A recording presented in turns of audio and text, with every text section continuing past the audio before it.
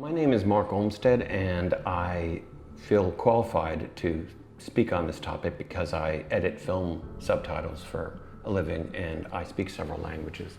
There was an article by this Yahoo, frankly, in the New York Times of all places, that claimed that Pete Buttigieg's intellectual erudition was just the equivalent of a party trick. He particularly sort of dismissed his ability to speak so many languages.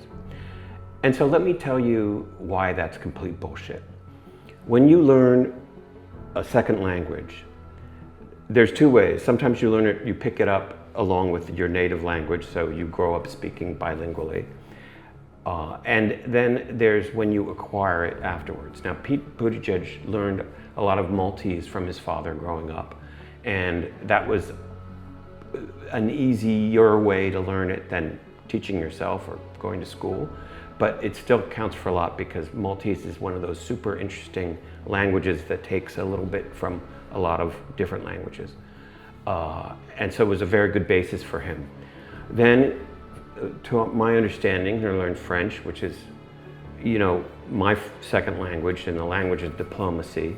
And you can imagine his ability to speak French on the world stage would be so helpful and effective. Spanish, obviously, you can communicate with half the planet, not to mention 20% of the United States population. And Italian is just so damn beautiful that anyone who makes it his business to learn it is a man after my own heart. But the really impressive languages started with Norwegian, because he read a book in English translated from the Norwegian, and he liked it so much, even in the English, that he wanted to read it in the original. So again, completely different from the Romance languages, and it shows an intellectual curiosity that is so sorely absent in the present occupant of the White House. And what could we need more than that? Plus, teaching yourself languages is incredibly difficult. And if you haven't done it, you know, you wouldn't know. I mean, it represents an incredible brain. And then he went to Afghanistan and learned Arabic, which made him a really good intelligence analyst because he knew what they were saying without having to have it interpreted. And he learned Persian Dari,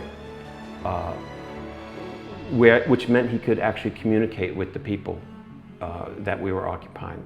Plus, Arabic is written in the opposite direction and in a different alphabet, which itself it keeps the brain supple and learning new grammars. It's like solving a puzzle, finishing a puzzle. And this sort of problem-solving acumen of Pete Buttigieg is one of the things that makes him most qualified to be president, because that's what learning on new languages is solving a problem. And it also is what being president involves mostly. It's like facing problems and thinking of super creative, interesting, and new ways to solve them. Thanks for listening. Oh, and by the way, I don't just edit film subtitles for a living, I'm also an author. This book I wrote is called Ink from the Pen, a prison memoir. It's on Amazon. Just Google the title or my name, Mark Olmsted. And while you're at it, if you want to know how I got to prison, Google gq.com, Mark Olmsted, the man who wouldn't die. And there's a whole article about my crazy adventures, misadventures that landed me in the clink, written by Nathaniel Penn. So that's all I got, folks.